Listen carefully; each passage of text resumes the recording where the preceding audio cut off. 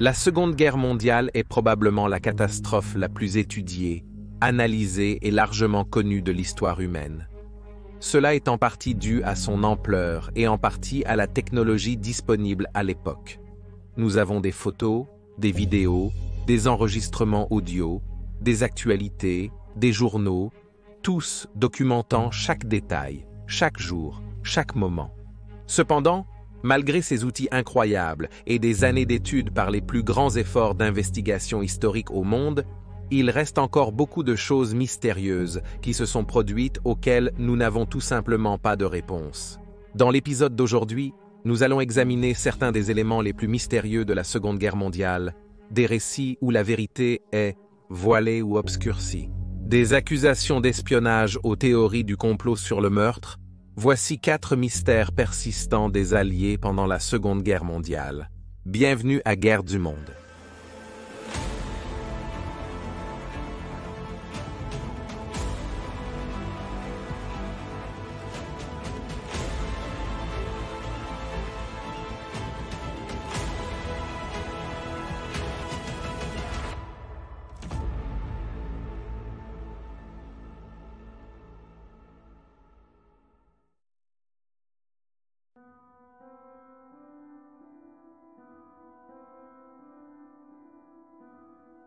Dans les mois qui ont suivi leur attaque sur Pearl Harbor, les forces de l'Empire japonais semblaient presque invincibles. Répliquant le Blitzkrieg de l'Allemagne à travers l'Europe, ils ont déferlé à travers l'Asie et le Pacifique, capturant des objectifs stratégiques clés tels que, entre autres, Singapour, Hong Kong et les Philippines.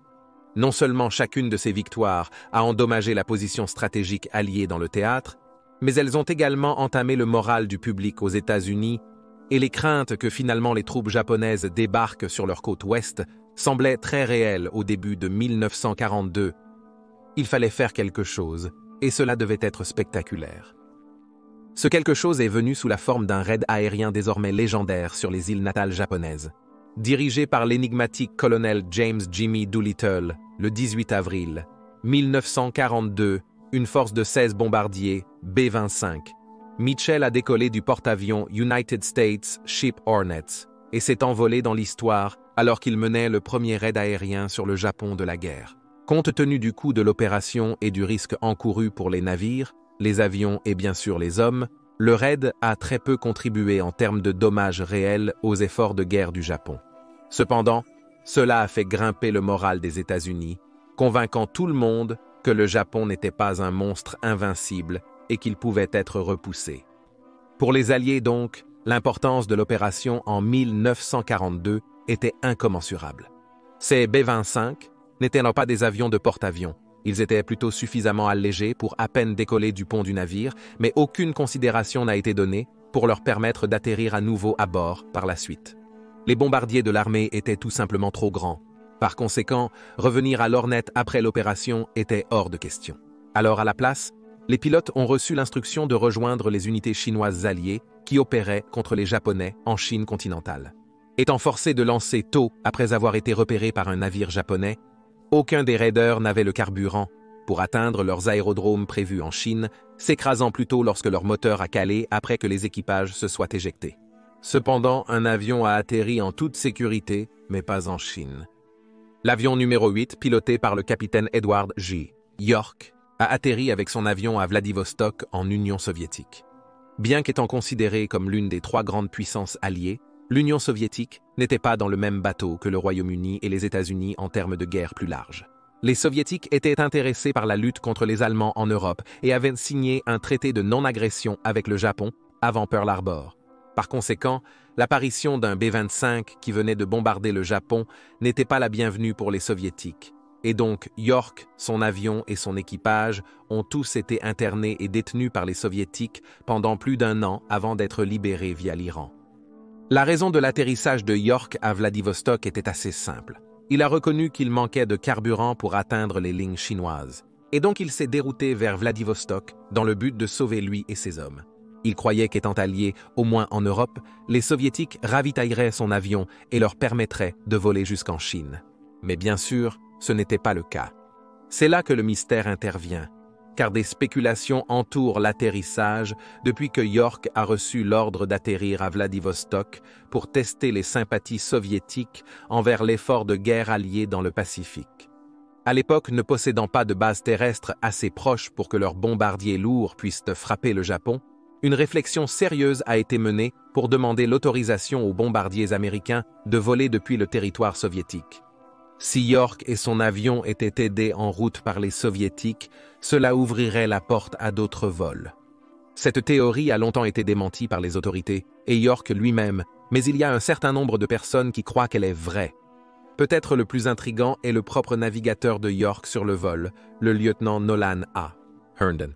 Lors d'une réunion de ceux qui ont participé au raid des années plus tard, Herndon a demandé à Doolittle si leur atterrissage à Vladivostok était délibéré, à quoi son ancien commandant a souligné qu'il ne leur avait pas ordonné de le faire, ce que Herndon a interprété comme signifiant que Doolittle connaissait quelqu'un d'autre qui l'avait fait. Il y a d'autres détails curieux concernant le vol, comme l'équipage qui a été rassemblé à la dernière minute et l'avion qui n'a pas reçu de carburateur modifié que les autres avions avaient d'eau reçu pour augmenter leur portée. Les partisans de la théorie selon laquelle l'atterrissage en territoire soviétique a été ordonné pointent ces détails comme preuve qu'il y avait un effort coordonné pour donner à l'avion 8 autant de raisons d'atterrir à Vladivostok qu'il pouvait se permettre. Cependant, les opposants réfutent cela en soulignant que la mission était désespérée et qu'il aurait fallu faire des économies partout où c'était possible. Néanmoins, beaucoup des raiders eux-mêmes croient que York était en mission dans une mission et affirment que lorsqu'il discute du vol lors des réunions, il est souvent distant et dédaigneux. Quoi qu'il en soit, son avion serait en réalité le premier de nombreux avions américains qui se poseraient sur le territoire soviétique pendant la guerre après avoir été endommagés ou avoir manqué de carburant au-dessus du Japon. Ces avions ont ensuite été internés et dans le cas du B-29 Super Fortress réaménagé pour aider à démarrer le programme de bombardiers stratégiques soviétiques, émergeant comme le Tupolev II-4. Lorsque nous discutons des actes de bravoure et de compassion en temps de guerre, nous pensons souvent aux soldats qui ont ignoré leur propre sécurité pour braver le feu ennemi et sauver un camarade tombé, et à juste titre. Cependant, les incroyables démonstrations de bravoure et de sacrifice ne sont pas limitées aux soldats de guerre. Originaire de Suède, un pays européen qui a réussi à maintenir sa neutralité tout au long de la guerre, Raoul Wallenberg était un architecte, homme d'affaires et diplomate, servant d'envoyé spécial dans la Hongrie occupée par les Allemands fin 1944, lorsque les forces allemandes commençaient une purge à grande échelle des soi-disant subversifs et indésirables, tels que les Juifs. Au grand risque personnel, Raoul a agi en tant qu'agent pour des organisations américaines et suédoises dédiées à aider les Juifs à échapper aux meurtres qui avaient lieu en Hongrie. Il a créé des centaines de fausses identités pour permettre aux Juifs de passer par les points de contrôle allemands lors de leur sortie du pays et de leur entrée en sécurité en Suède, ainsi que la création de maisons sûres pour qu'ils puissent se cacher quand ils n'étaient pas sûrs de voyager. Incroyablement, toutes ces méthodes n'étaient pas si subversives, et il était fréquemment trouvé en train d'interrompre les marches de la mort vers les camps de concentration afin de donner de la nourriture et de l'eau aux pauvres âmes qui y étaient conduites. Malgré sa nationalité suédoise, il était régulièrement ciblé par les autorités allemandes, ayant même été menacé directement par Adolf Eichmann, un homme dont le nom est devenu synonyme de cruauté dans les annales de l'histoire. Mais Wallenberg a refusé de céder et a continué à apporter son aide jusqu'à ce que les troupes soviétiques expulsent les Allemands et leurs marionnettes hongroises en janvier 1945. Tragiquement, c'est ici que cette histoire d'héroïsme contre la tyrannie prend un tournant triste. En tant qu'étranger en Hongrie, il s'est identifié aux nouvelles autorités soviétiques qui l'ont immédiatement accueilli avec suspicion et il a été arrêté sous l'accusation d'espionnage pour les États-Unis et la Suède. Wallenberg serait détenu en garde à vue soviétique pendant 2 ans jusqu'à ce que les autorités soviétiques rapportent qu'il est décédé d'une crise cardiaque. Ils ont rapporté la date de sa mort comme étant le 17 juillet 1947. La tragédie finale était que les Soviétiques ont plus tard admis que son arrestation était une erreur, une conséquence d'une époque confuse et toujours dangereuse dans la guerre. Cela devrait être la fin de l'histoire, une histoire à la fois inspirante et triste. Toutefois, de nombreuses interrogations demeurent sur la disparition de Wallenberg. Depuis lors, il est généralement admis que Wallenberg a été exécuté plutôt que de mourir d'une maladie cardiaque. La preuve principale a été la découverte d'un journal. Ivan Surov, l'ancien chef du service de renseignement soviétique, qui a écrit que Wallenberg avait été liquidé sur ordre de Staline lui-même. Dans la sphère soviétique, sous le Staline paranoïaque, les secrets étaient comme des poupées russes. Enlever une couche, une autre est en dessous. Comment et quand Raoul a été, comme l'a décrit Surov, liquidé, reste sujet à débat. Il est probable qu'il a été abattu à peu près au moment où les Soviétiques prétendaient qu'il avait fait une crise cardiaque. Mais des rumeurs parmi les agences de renseignement prétendent qu'il a été tué, testant un nouvel agent neurotoxique soviétique. De plus, d'autres prisonniers politiques plus chanceux qui ont survécu à leur incarcération par les Soviétiques ont fait de nombreuses affirmations selon lesquelles il a été maintenu en vie pendant de nombreuses années après sa mort signalée. Le dernier signalement rapporté provient de prisonniers libérés en 1975. Malheureusement, nous ne saurons peut-être jamais la vérité et le sort final de Wallenberg reste un mystère. On sait que les autorités soviétiques ont délibérément détruit un grand nombre de dossiers concernant Wallenberg et d'autres prisonniers de cette période. Il est donc tout à fait possible qu'il ait survécu plus longtemps que ce que les Soviétiques prétendaient. Qu'il l'ait fait ou non, Wallenberg est très admiré dans des pays comme les États-Unis, le Canada et Israël pour son rôle dans l'aide aux Juifs pour échapper au meurtre par les nazis.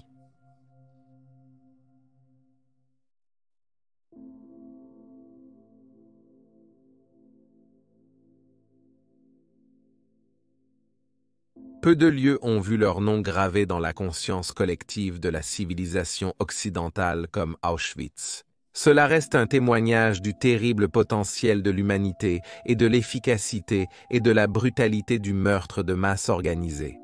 Auschwitz signifie beaucoup de choses pour beaucoup de gens, mais il semble que nous n'ayons pas vraiment l'histoire complète de cet enfer sur Terre, car Auschwitz continue de nous révéler des secrets année après année. En 2009, un tel mystère a été révélé. Aujourd'hui, Auschwitz est maintenu en Pologne pour commémorer ceux qui ont péri et éduquer les visiteurs sur les horreurs de l'Holocauste. Et c'est lors des travaux de préservation en 2009 qu'une liste mystérieuse a été découverte, cachée pendant plus de 60 ans. Le morceau de celluloïd blanc semble assez innocent. Il contient 70 noms de soldats britanniques, certains d'entre eux étant marqués d'une coche, tandis qu'au dos, écrit en allemand, figurent les mots maintenant, jamais et depuis lors. Malheureusement, on ne sait rien de plus à ce sujet ou de ce que cela signifie, et cela a conduit à des spéculations sur son but. Il y a deux théories dominantes concernant la liste. La première est que ces étaient des prisonniers britanniques qui ont été assassinés là-bas, soit parce qu'il était soupçonné qu'ils étaient juifs ou avaient une ascendance juive, soit simplement qu'ils étaient punis. Un fait peu connu est que le complexe d'Auschwitz avait une section pour les prisonniers de guerre connue sous le nom d'Auschwitz 715, où un certain nombre de soldats britanniques et autres soldats alliés étaient détenus. En fait, Auschwitz a commencé sa vie en tant que camp de prisonniers de guerre pour les milliers de soldats russes qui ont été capturés dans les premières étapes du front de l'Est. Il est donc tout à fait possible que ces soldats venaient de cette partie du camp. Cependant, cela ne répond pas à la question des coches contre certains noms, 8 au total, et des mots écrits au dos. Cela a invariablement conduit à une autre théorie, sans doute plus sinistre, concernant la liste. Au lieu d'être exécutés, ces hommes étaient en fait membres de la tristement célèbre division britannique de la SS. Connue sous le nom de British Free Corps, environ 54 hommes sont connus pour avoir servi dans les unités SS britanniques, bien que leur effectif n'ait jamais dépassé 27 à un moment donné. Conscrits parmi les prisonniers de guerre britanniques, ceux qui ont servi dans la SS se sont vus promettre qu'ils ne seraient jamais envoyés pour combattre leurs compatriotes, mais seraient plutôt utilisés pour combattre Staline et le communisme. Ils seraient également utilisés pour recruter autant de nouveaux membres que possible parmi les rangs des prisonniers de guerre britanniques détenus par l'Allemagne. Mais ils étaient souvent accueillis par des avertissements de leurs compatriotes selon lesquels tout ce qui les attendait à l'avenir était un peloton d'exécution. Après la guerre, les anciens membres ont été interrogés et questionnés sur les raisons pour lesquelles ils ont rejoint l'une des organisations les plus détestées de l'histoire, et leurs réponses étaient variées. Certains ont adhéré sur de véritables bases idéologiques, croyant que le communisme était une menace encore plus grande que le fascisme, et que finalement, selon eux, les Alliés verraient raison et rejoindraient Hitler dans la lutte contre Staline. D'autres, cependant, ont admis que la vie relativement confortable au sein du British Free Corps était préférable, du moins à court terme, à celle d'un prisonnier de guerre. Ces membres ont admis faire le strict minimum pour les nazis, juste pour éviter les camps de prisonniers de guerre. Bien sûr, le soupçon a toujours été que c'était un mensonge après la chute d'Hitler pour leur épargner la peine de mort. Le British Free Corps était une priorité élevée pour les nazis, et toutes les méthodes disponibles étaient utilisées pour recruter des prisonniers jugés susceptibles de collaborer. L'intimidation et la violence pour les encourager à rejoindre étaient récompensées par de bonnes rations, un traitement préférentiel et même des visites de prostituées. En revanche, les prisonniers qui refusaient de coopérer vivaient dans la misère avec des rations maigres, subissaient un traitement brutal au quotidien et étaient traumatisés par la souffrance des Juifs, également logés à Auschwitz. Compte tenu de l'immense pression mentale que ces choses auraient exercée sur les prisonniers de guerre, dont certains n'étaient que des adolescents qui n'avaient jamais quitté leur maison auparavant, il est peut-être compréhensible que certains feraient n'importe quoi pour s'échapper. Les coches sur la liste pourraient-elles indiquer qu'un prisonnier était susceptible, soit idéologiquement, soit psychologiquement, de rejoindre le corps libre britannique, ou qu'il l'avait déjà rejoint? Peu de documents subsistent concernant ses membres et ses opérations pendant la guerre. Le fait que le celluloïd ait été si bien caché qu'il a fallu plus de 60 ans pour le trouver ne fait qu'alimenter les spéculations selon lesquelles il concerne des membres potentiels ou actuels du corps libre britannique. Cependant, tant que plus de preuves ne seront pas découvertes, nous ne saurons peut-être jamais la vérité sur ces 17 hommes et leur destin.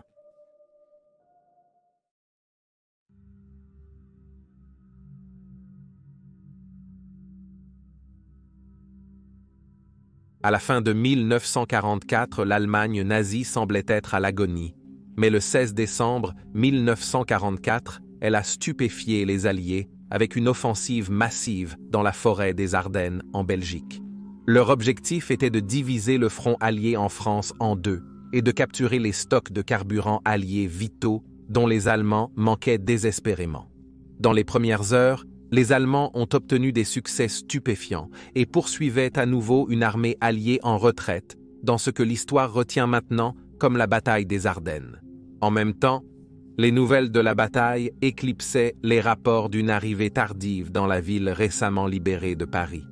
La veille du début de la bataille, un avion léger monomoteur UC-64 Norseman a décollé de la Royal Air Force Twinwood à Clapham, au Royaume-Uni, à destination de la capitale française.